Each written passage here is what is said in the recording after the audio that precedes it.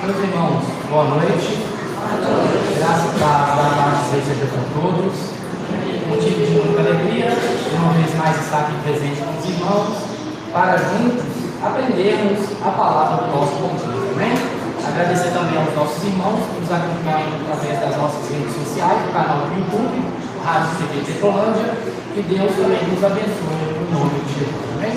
Os irmãos, só um aviso breve. Hoje o pastor, juntamente com o presbítero Eltar e alguns irmãos, que não fazem memória, estão ausentes, pois os mesmos estão auxiliando no trabalho da nossa congregação aqui na região de Esmeraldas, tá bom?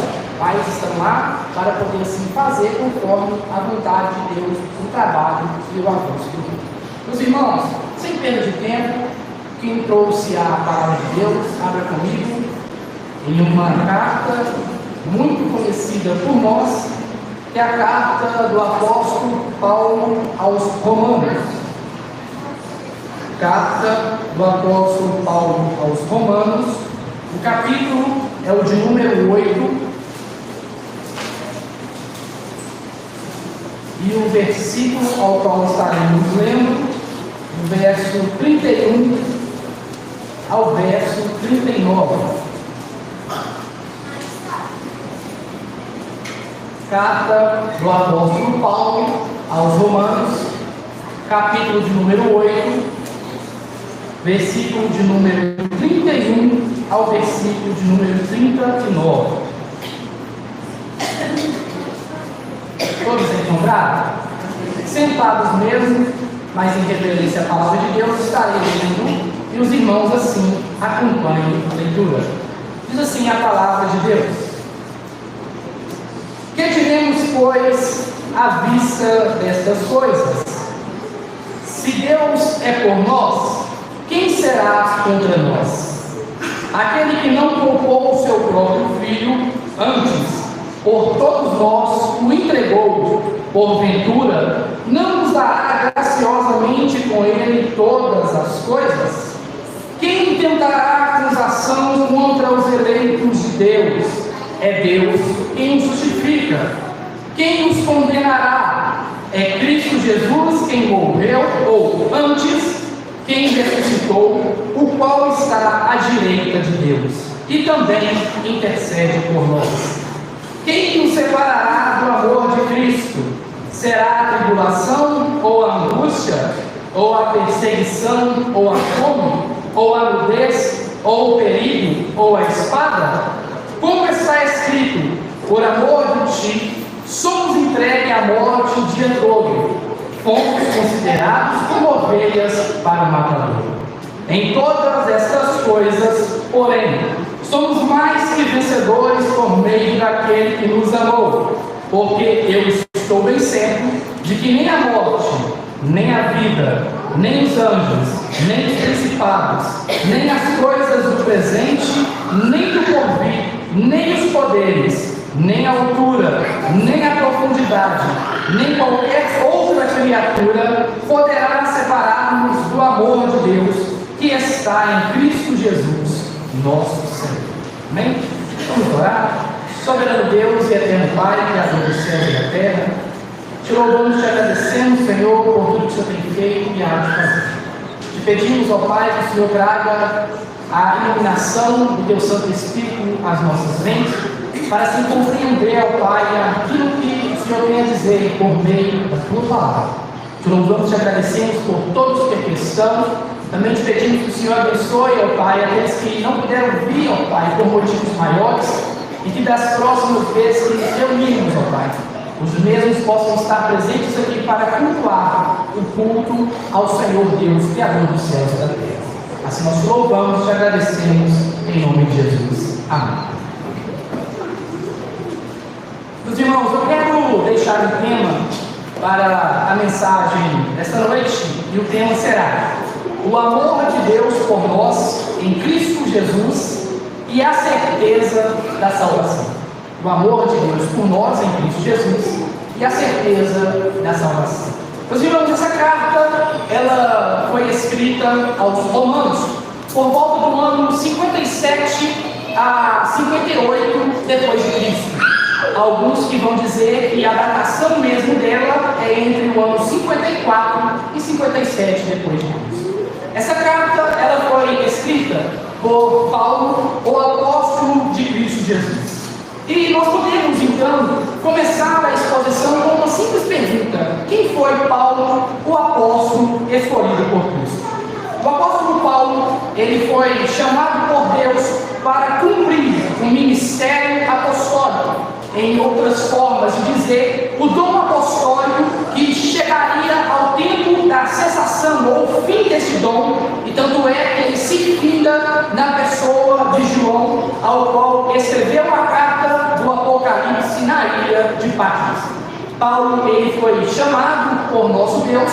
Isso está em Atos dos Apóstolos, capítulo de número 9, e Paulo também é considerado como sendo ele o apóstolo dos gentios, ao qual escreveu para os gentios que pertenceriam à igreja do nosso Senhor Jesus Cristo. Isso se encontra em Atos dos Apóstolos, capítulo de número 9, versículo de número 15. Meus irmãos, e todos nós sabemos que o Novo Testamento é chamado como as doutrinas de Cristo ou as doutrinas contidas no Evangelho. E este homem chamado Paulo, ele foi aquele que escreveu mais de 60% do Novo Testamento. Logo, nós vamos ver que este homem, dotado de conhecimento, dotado da graça de Deus, tem uma grande importância para a igreja do Senhor Jesus Cristo, desde os tempos passados até os dias atuais. Logo nós vamos ver que o apóstolo Paulo, ele tem uma enorme contribuição para com a doutrina de Cristo, para com a sua igreja. E logo, meus irmãos, basta nós também observarmos que nós não falamos que é Paulo o importante, mas não. Deus chama Paulo, levanta Paulo e coloca Paulo como sendo aquele que traria a doutrina inspirada do nosso Senhor Jesus Cristo. E todos os 60% das escrituras do Novo Testamento dado a Paulo, de fato, é uma forma do apóstolo Paulo, pela inspiração do Espírito Santo de Deus, anunciar a palavra da salvação. E quando nós vamos observar, meus irmãos, a respeito dos escritos do apóstolo Paulo, nós vamos ver que essa contribuição foi também utilizada por grandes homens da fé cristã, sendo eles um homem chamado Santo Agostinho, que foi uma grande utilização dos escritos de Paulo, Martinho Lutero, como fazendo a utilização desta carta como em prol da reforma protestante, João Calvino, John Knox e dentre muitos outros fazem utilização dos escritos do apóstolo Paulo. É interessante também nós observarmos que em Romanos, capítulo de número 1, versículo de número 7, Paulo escreve essa carta não para uma igreja formada, não para uma igreja estruturada, mas Paulo ele escreve para um grupo de irmãos que se reuniam na cidade de Roma. Logo, quando nós vamos observar também as passagens como 1 Coríntios, capítulo de número 1, verso de número 2, 2 Coríntios, capítulo de número 2, verso de número 1, a carta aos Gálatas, capítulo de número 1, versículo de número 2, quando Paulo escreve a carta para essas determinadas igrejas, Paulo fala, as igrejas que está em Corinto, ou então mesmo faz a utilização, as igrejas que estão reunidas na Galácia. Meus irmãos, isso é muito importante, porque nós vamos ver que Paulo, ele vai tratar entre uma das grandes doutrinas da fé cristã, defendida por nós, e ele entrega então essa doutrina para irmãos que se reuniram na cidade de Roma. Logo, esse grupo de pessoas que se reuniam nessa cidade não tinha uma igreja já formada e estruturada, como nós podemos falar nos dias atuais, ou o dia ao qual nós estamos vivendo aqui no agora. Eram irmãos que se reuniam independentemente da região geográfica para aprender a palavra de Deus. E é interessante que nós temos a mania de falar, e é uma mania boa, de dizer que a fé vem pelo ouvir e ouvir a palavra de Deus. E é claro que essa nossa forma de falar, ela está baseada no próprio escrito de Paulo aos Romanos, capítulo de número 10, versículo de número 17, que diz assim: e assim a fé vem pela pregação, e a pregação pela palavra de Cristo. Meus irmãos, é muito interessante porque o apóstolo Paulo, sendo ele chamado por Deus pelo nosso Senhor Jesus Cristo, não tinha outra coisa a apresentar a estes homens que se reuniam sobre a pessoa de Cristo Jesus. O interesse de Paulo, o intuito de Paulo era apresentar a pessoa de Cristo Jesus. E tem alguns pontos também que nós podemos pegar a respeito da carta escrita pelo apóstolo Paulo. Para quem participou do nosso estudo da UPH e que continuará participando conosco, que é a União Presbiteriana de Homens, nós estamos tratando a respeito da carta de Paulo aos Romanos. E a carta de Paulo aos Romanos, o objetivo de Paulo é em apresentar a justiça de Cristo, a justificação de Cristo sobre muitos homens, as bênçãos vindas através da obra da justificação, e não somente isso, Paulo ele procura mostrar os efeitos e os impactos que essa justificação ela causa na vida dos eleitos de Deus. E nós podemos também caminhar como uma introdução de pano de fundo, que Paulo, aí escrever essa carta, ele começa a falar do capítulo 1 ao capítulo 3, mostrando de fato qual era a nossa real situação. Paulo vai dizer que nós éramos pecadores, que nós estávamos diante da ira do Senhor. Paulo vai dizer também, nos 3 primeiros capítulos, que ninguém desejava em buscar a Deus, ninguém desejava em conhecer a Deus. Então Paulo, nos 3 primeiros capítulos, ele vai tratar e nos mostrar que de fato nós éramos homens e mulheres perdidas, e homens e mulheres que receberiam a aplicação da ira de Deus. Porém, no capítulo de número 4, Paulo ele vai falar sobre a salvação pela fé. Ele começa a explicar a respeito da justificação pela fé. Então, Paulo finaliza o capítulo 4 falando a respeito de Davi e, de preferência, a respeito de Abraão, que era um homem muito amado pelos grandes homens do passado. E Paulo, então, ele entra no capítulo de número 5. Meus irmãos, e o que de fato o capítulo de número 5 vai tratar? É Paulo falando, não agora do momento ao qual nós estávamos, mas qual é a nossa situação através do ato da justificação. E ele vai começar o capítulo 5 da seguinte maneira: justificados, pois, mediante a fé, temos paz com Deus. Meus irmãos, é muito interessante que Paulo, ele passa o capítulo 1 ao 3 mostrando a nossa situação.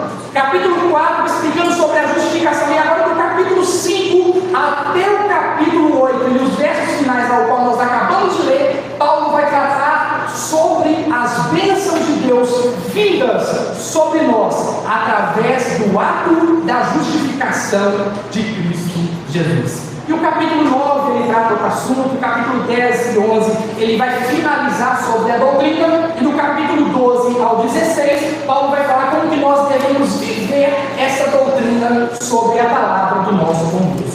E aqui nós entramos então nos versículos ao qual nós lemos, e nós podemos fazer a divisão da seguinte maneira: do verso 31 ao verso 34, Paulo ele vai tratar com algumas imagens, e essas imagens, elas são imagens jurídicas.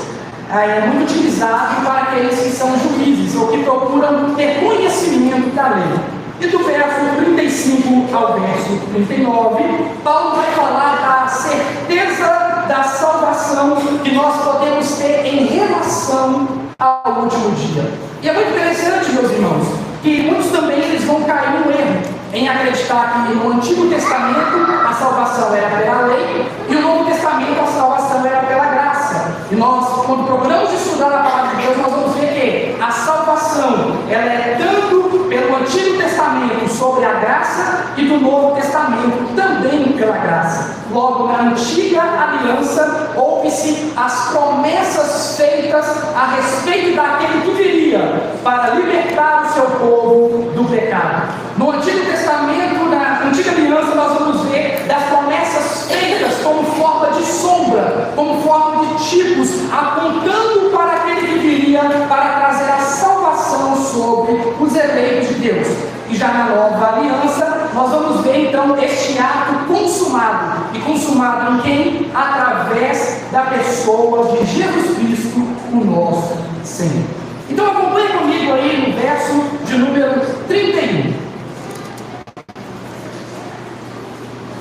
Paulo começa da seguinte maneira: que diremos, pois, à vista destas coisas?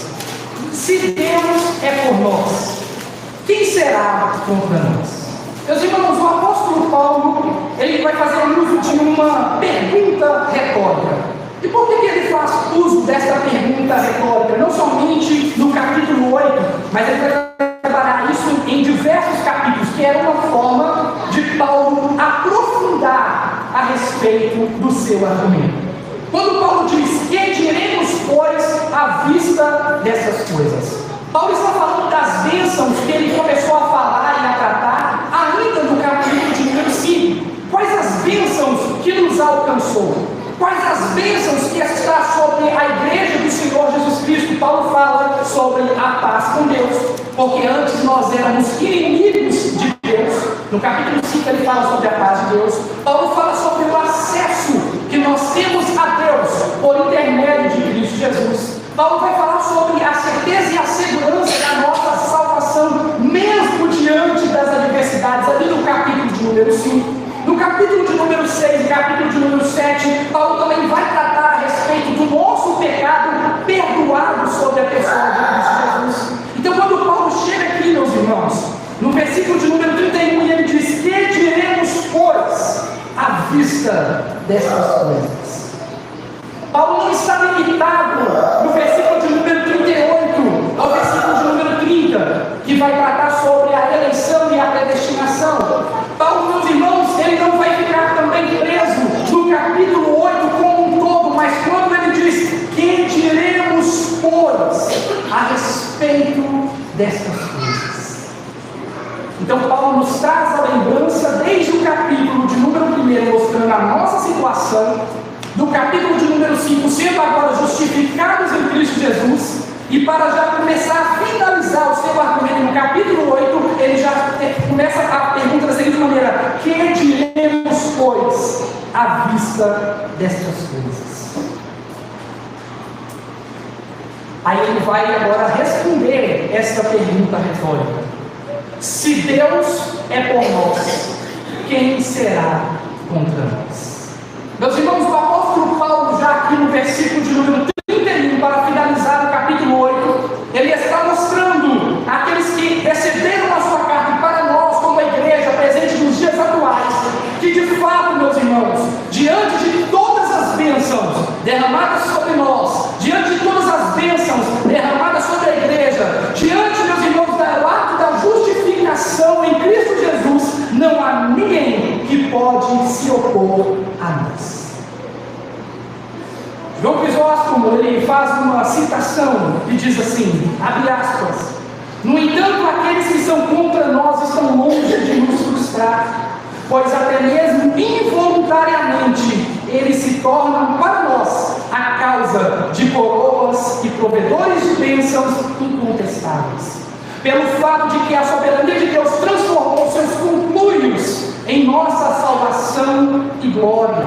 Meus irmãos, e fecha aspas, o que este homem no passado também quis falar sobre este verso escrito por Paulo, inspirado pelo Espírito Santo de Deus, é que absolutamente ninguém pode vir contra nós, porque Deus é por nós. Salmo 46, a Bíblia vai dizer que o Senhor é o nosso refúgio e a nossa fortaleza em momentos de tribulação. Ah, meus irmãos, Deus é por nós, logo, quem será contra nós? Verso número 32, ele diz: aquele que não poupou o seu próprio filho antes, por todos nós o entregou, porventura não nos dará graciosamente com ele todas as coisas? Paulo aqui ele nos faz refletir um pouco a respeito do que ele está dizendo. Quando observamos este verso que diz: aquele que não poupou o seu próprio filho, Paulo está falando a respeito da obra da redenção, uma obra que Deus preparou antes da fundação do mundo, uma obra que Deus assim preparou já escolhendo os seus, para que os mesmos fossem alcançados pelo ato e a obra da justificação. Meus irmãos, logo o apóstolo Paulo vai deixar muito claro que Deus é aquele que projetou a obra da redenção. E não somente Deus, assim, projetando a obra da redenção através do seu próprio Filho, seu único Filho, unigênito do Pai. Através do nosso Senhor Jesus Cristo, o Filho veio para executar o plano de Deus. Meus irmãos, isso aqui é maravilhoso, porque uma promessa foi feita ainda no Éden, Gênesis capítulo de número 3, versículo de número 15, que Deus levantaria da semente da mulher um que feriria a cabeça de Satanás. Então, de fato, meus irmãos, nós estamos vendo que é uma promessa sendo feita no passado e uma promessa sendo consumada na pessoa do Filho. Então, logo a obra da redenção do nosso Deus é uma obra completa, é uma obra consumada. Não existe ninguém, não existe igreja, não existe oposição que possa obstruir, ou quebrar, ou anular a obra consumada através do Filho, nosso Senhor Jesus Cristo. E Paulo diz: aquele que não poupou o seu próprio Filho antes, por todos nós. É muito interessante quando ele fala, porque Paulo aqui não está falando de todo mundo, de todo ser vivente, porque senão nós iríamos cair no universalismo, dizendo que Deus salva a todos. Isso é um grande problema, porque senão não teria a necessidade do Senhor criar o inferno, também não teria a necessidade dele falar na sua palavra que aqueles que não forem encontrados com o nome listado no livro da vida. Então, de fato, meus irmãos, o que o apóstolo Paulo está deixando muito claro, que todos os crentes, desde o passado, desde o presente e desde o futuro, estão incluídos na promessa da salvação. Ah, meus irmãos, que amor que é este! Éramos miseráveis, estávamos diante da ira do nosso Senhor, e essa ira ainda virá. Essa ira virá. Apocalipse vai dizer que Deus está o quê? Com toda a sua ira, enchendo a taça, para que um dia essa taça se derrame e a ira do Senhor recairá sobre a vida dos réprobos. É por isso que eu falei sobre a datação do livro no início. O livro é escrito entre 54 e 57 depois de Cristo.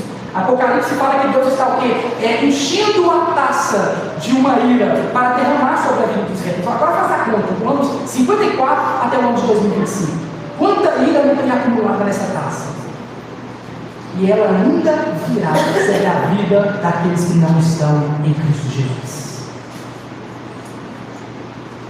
Aquele que não poupou o seu próprio Filho antes, por todos nós o entregou, porventura, não nos dará graciosamente com ele todas essas coisas? Isso aqui é maravilhoso, porque eu já vi pessoas pegando estes versos para aplicar a doutrina ou a teologia que infelizmente é falível e miserável da prosperidade. Já vi pessoas pegando e falando: olha, por causa de Cristo nós temos que ter todas as coisas, temos que ter todos os carros, todas as casas, todo o dinheiro dentro do banco. Meus irmãos, se quer dinheiro, se quer casa, se quer carro, é fato, é só trabalhar. Mas o que Paulo está falando aqui não é sobre bênçãos materiais.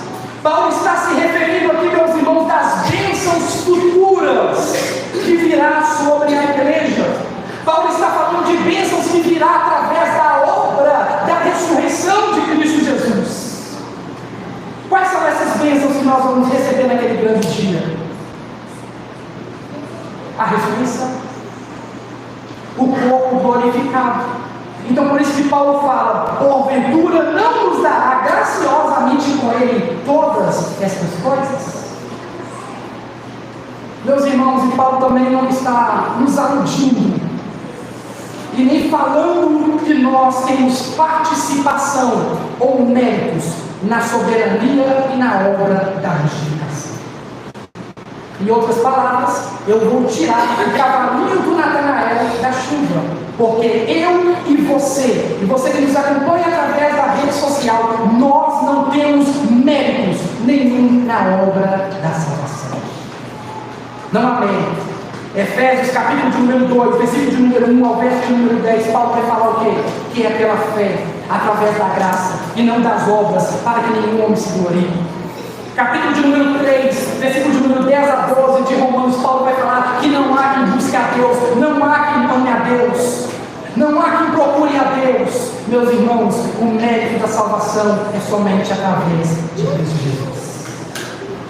Verso 33 e 34, aí Paulo vai fazer uso das imagens jurídicas. Ele diz: quem tentará acusação contra os eleitos de Deus? É Deus quem os justifica. Meus irmãos, Paulo ele vai fazer uso, e agora eu acabei de falar, de um ponto jurídico sobre a questão da acusação. Paulo está contrastando aqui a respeito de Apocalipse, capítulo de número 2, versículo de número 10 ao versículo de número 11, mostrando quem é de fato o nosso acusador. E no verso de número 10, escrito ali em Apocalipse, livro inspirado através do Espírito Santo sobre a vida de João, João vai falar que o diabo, a serpente, Satanás é o nosso acusador. Ele ainda diz que perturba, que procura nos acusar de dia e de noite. Ah, Natanael, mas ainda Apocalipse não tinha sido escrita. Não, realmente. Mas o mesmo Espírito do Senhor que trouxe a revelação ao coração de Paulo foi o mesmo que traria ao coração de João. O Espírito da revelação, o Espírito da inspiração, o Espírito Santo é o mesmo. Então Paulo já estava aqui, mais ou menos, meus irmãos, se adiantando numa carta que ele lançaria logo após, que era a carta e o livro de Apocalipse. E ele vai mostrar muito claro que o diabo, Satanás, é o nosso acusador. Aí Paulo poderia mencionar Romanos, capítulo de número 8, versículo de número 1, que ele já começa da seguinte maneira: não há condenação para os que estão em Cristo Jesus. Meus irmãos, Paulo faz uso de uma palavra escatológica: quem tentará acusação contra os eleitos de Deus? É Deus quem nos justifica. Somos justificados, meus irmãos. Isso não é mérito da IPB, isso não é mérito dos presbíteros, isso não é mérito de nenhum tipo de pastor, seja o que for, isso não é mérito de nenhum tipo de movimento. O mérito está na pessoa de Cristo Jesus. Quem tentará acusação contra os eleitos de Deus? É Deus quem os justifica. Verso número 34: quem os condenará? Aí ele faz uso de uma outra linguagem jurídica. Ele fala sobre a acusação e mostra que é Deus que nos justifica. E agora ele pergunta: então quem é que vai nos condenar? Aí ele diz: é Cristo Jesus, quem morreu, ou antes, quem ressuscitou, o qual está à direita de Deus e também intercede por nós. Meus irmãos, não há mais condenação sobre nós, porque as leis já foram cumpridas e satisfeitas. As leis foram cumpridas através de Cristo Jesus. Tudo aquilo, meus irmãos, que nós não tínhamos condição de cumprir, o Senhor Jesus cumpriu por nós. As nossas dívidas foram quitadas. Cristo cumpriu toda a lei. É claro que Ele não revoga a lei. Nós a cumprimos hoje por quê? Porque a Bíblia diz que todo aquele que ama a lei do Senhor, os seus mandamentos, procura cumprir. Mas não cumprimos para receber a salvação, porque Cristo cumpriu por mim e por você. O poder de Cristo agora está sobre todas as coisas. 1 João, capítulo de número 4, versículo de número 1 João, capítulo de número 2, versículo de número 1, vai dizer que nós temos um advogado, e esse advogado é o nosso Senhor, que intercede por nós. O pastor e reformador francês João Calvino, ele faz uma citação dizendo que Cristo Jesus é o nosso intercessor, ao qual sempre estará em prol da nossa salvação. Meus irmãos, somos simplesmente no plano do Senhor, como aqueles que precisam urgentemente da justificação de Cristo Jesus. Diante desse plano ao qual o Senhor fez para salvar, meus irmãos, aqueles que Ele escolheu antes da fundação do mundo, nós só estamos nesse jogo para entendermos que a obra da justificação veio de Cristo Jesus e que nós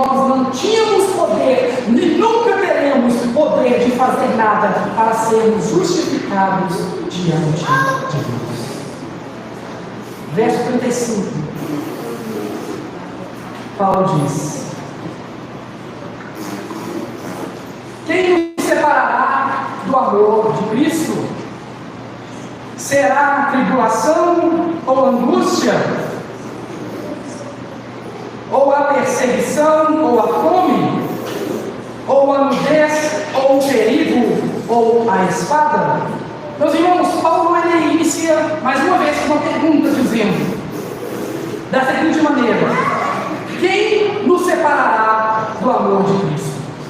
Paulo aqui ele inclui da seguinte maneira que qualquer tipo de oponente que se levantar, seja pessoal ou impessoal, jamais nenhum desses oponentes podem nos separar do amor de Cristo Jesus. E é interessante que Paulo aqui ele vai tratar sobre coisas comuns da nossa vida. O que Paulo está falando? Melhor dizendo, ele está falando que nada que possa ferir a nossa pele, que nada que possa ferir a nossa carne, que nada que possa ferir o nosso corpo é capaz de nos separar do amor que está em Cristo Jesus. Por isso que ele diz: quem nos separará do amor de Cristo? Será a tribulação? Será a angústia? Será a perseguição?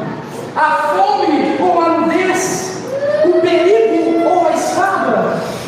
Meus irmãos, Paulo está deixando muito claro que em Cristo Jesus e o seu amor derramado através do Pai sobre as nossas vidas, a salvação é uma obra completa sobre as nossas vidas.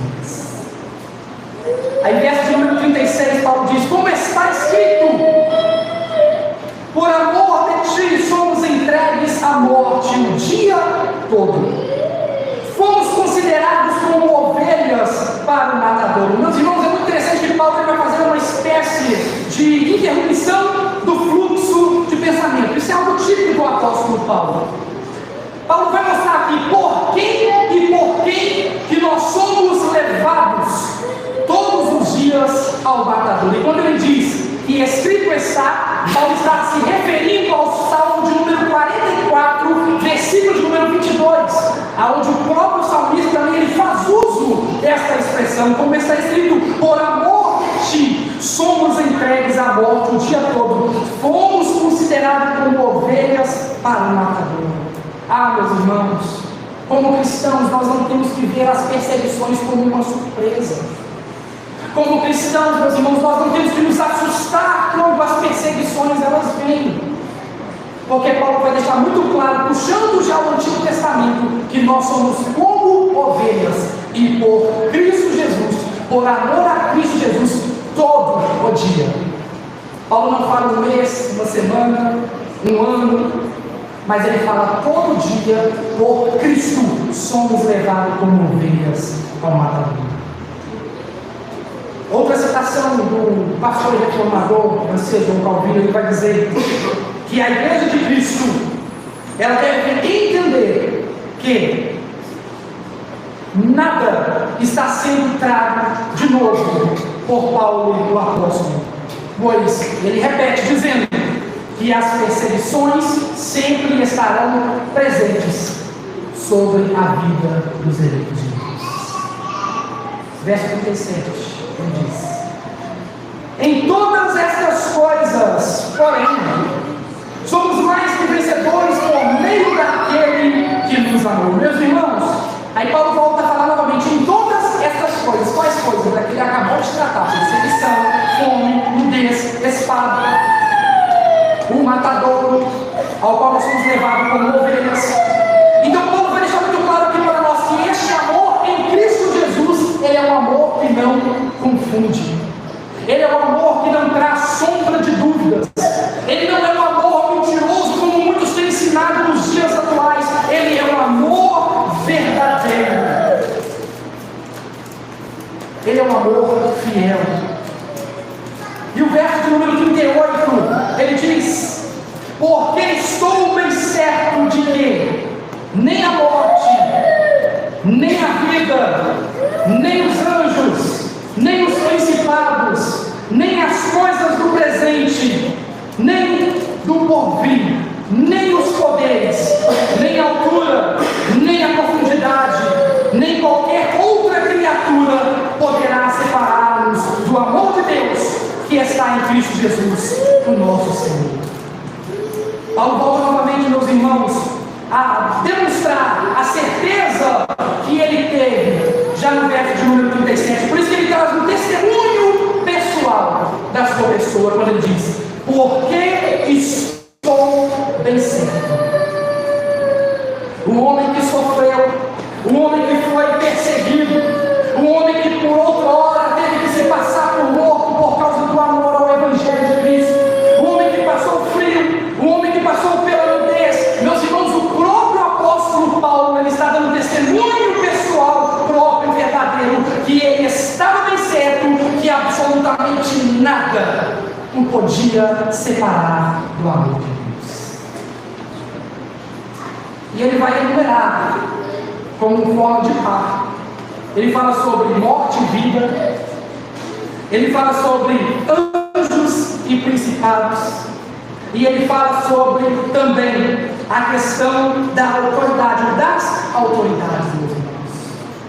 São estes pares, os possíveis estados da existência, ou estados do mundo espiritual.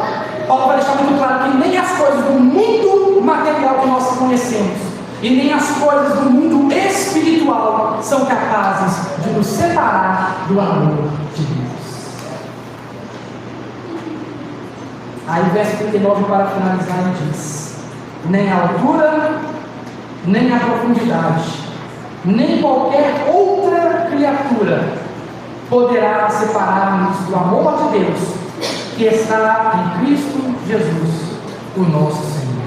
Aí ele usa o último par destes termos, falando sobre a altura e a profundidade. Pesquisando a respeito deste versículo e alguns comentários, bons comentários vão dizer, através de autores, que Paulo está tratando a respeito da altura ou da profundidade, não como algo do nosso mundo físico, mas como se Paulo estivesse tratando dos cosmos, como se Paulo estivesse tratando a respeito, meus irmãos, do sistema solar e além do sistema solar. Você já parou para pensar sobre isso? Porque nós conseguimos ver aquilo que está, às vezes, um palmo da nossa mão. Mas Paulo está tratando que muito mais além do que aquilo que nós podemos ver de maneira visível. Paulo está dizendo que este amor nem a altura e nem a profundidade, meus irmãos, e nem qualquer outra criatura poderá nos separar do amor de Deus, que está em Cristo Jesus, o nosso Senhor. Meus irmãos, o Senhor Deus nos amou. Foi o Senhor Deus que derramou o seu amor sobre a sua igreja. Foi o Senhor Deus que trouxe o teu filho amado, enviou o teu filho amado, melhor dizendo, para morrer, morte de cruz, no meu e no seu lugar. Derramou todo o sangue sobre a cruz do Calvário, morreu, foi sepultado, mas ao terceiro dia ressuscitou para selar e consumar a obra da salvação sobre a vida da sua igreja. E eu quero finalizar aqui com 3 perguntas breves do nosso Catecismo Maior, que é um dos nossos documentos utilizados pela igreja, que é a pergunta de número 79, que diz assim: os crentes verdadeiros não poderão cair no estado de graça, em razão das suas imperfeições e das muitas tentações e pecados que os surpreendem? Os crentes verdadeiros, em razão do amor imutável de Deus, do seu decreto e pacto de lhes dar a perseverança, da união inseparável entre eles e Cristo, da contínua intercessão de Cristo por eles, do Espírito e da semente de Deus que permanece deles, nunca poderão, total e finalmente, cair do estado da graça, mas são conservados pelo poder de Deus mediante a fé para a salvação. Estamos assegurados em Cristo Jesus, meus irmãos. A nossa segurança está em Cristo Jesus. não está em placa, não está em denominação, não está em conhecimento, intelecto, filosofia, ou seja, o que for. A nossa segurança está unicamente e exclusivamente na pessoa de Cristo Jesus. A pergunta de número 80 diz assim: os crentes verdadeiros poderão ter certeza infalível de que estão no estado da graça e de que nesse estado perseverarão até a salvação?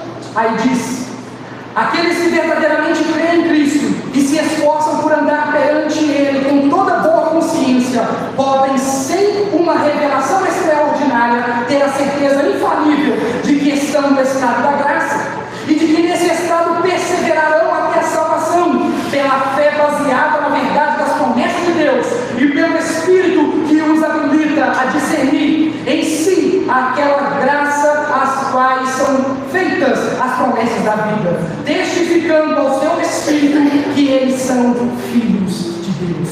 Tudo pela graça de Deus. A perseverança pela graça, a peregrinação até os portais celestiais é pela graça, e tudo exclusivamente e meritoriamente pela pessoa de Cristo Jesus. E a pergunta 81 diz assim, para finalizar: todos os crentes têm sempre a certeza de que estão no estado da graça e de que serão salvos? Os crentes verdadeiros podem esperar muito tempo antes de conseguir a certeza da graça e da salvação, porque ela não pertence à essência da fé. E depois de desfrutá-la, podem senti-la enfraquecida, interrompida por muitas perturbações, pecados, tentações e dissensões. Contudo, eles nunca serão deixados sem a presença e o apoio do Espírito de Deus, que os guarda de caírem em desespero absoluto. Meus irmãos, qual foi o pedido do nosso Senhor Jesus Cristo quando se tornou assunto aos céus? O pedido foi: Pai, eu vou os deixar, mas envia o Consolador, o Paracletos, o Espírito Santo de Deus. E é Ele que sela e consuma a palavra no nosso coração. É Ele que nos faz entendermos, meus irmãos, que a salvação é mérito de Cristo e a salvação nos alcançou. Por quê? Porque Deus nos amou. Porque derramou o seu amor sobre nós. 1 João, capítulo 4, versículo de número 19, diz: não fomos nós que o amamos, mas Ele nos amou. Feche a sua Bíblia, coloque sobre os seus pés. Que possamos ter, meus irmãos, a certeza do amor de Deus sobre as nossas vidas em Cristo Jesus. Que possamos ter a certeza da salvação que nos alcançou, não por mérito nosso nem pelas nossas obras, mas pelo mérito e pelas obras de Cristo Jesus. Oremos. Soberano Deus e eterno Pai, Criador dos céus e da terra, te louvamos e te agradecemos, meu Deus e meu Pai, por tudo que o Senhor tem feito por nós. Agradecemos o Senhor por ter enviado teu Filho amado, Jesus Cristo, teu único Filho, para poder descer, ó Pai, até este mundo sujo, até este mundo, meu Deus e meu Pai, desprovido da tua graça. E mesmo assim o Senhor nos amou enviando para que andasse entre nós, para que nos ensinasse através da palavra, Senhor, e para que assim, meu Deus e meu Pai, cumprindo, ó Pai, todas as profecias e todas as leis, morresse a morte de cruz, sendo sepultado, mas ressuscitando, ó Pai, consumando então, Senhor, estas promessas, para que a igreja do Senhor Jesus venha desfrutar delas, não somente nesta terra, ó Pai, mas de eternidade em eternidade. Agradecemos pelo teu amor, agradecemos pela tua misericórdia, agradecemos, ó Pai, pela segurança, ó Pai, do teu Filho sobre a salvação através, ó Pai, das nossas vidas. Ó Deus, te louvamos e te agradecemos por este tão grande amor que nos alcançou. Continue abençoando a igreja do Senhor, ó Pai. Continue abençoando a igreja que zela e preza pelo Evangelho verdadeiro e genuíno, Senhor. e tendo misericórdia daquelas que não pregam o teu evangelho, para que sejam alcançados também pela verdadeira doutrina que está na palavra do Senhor.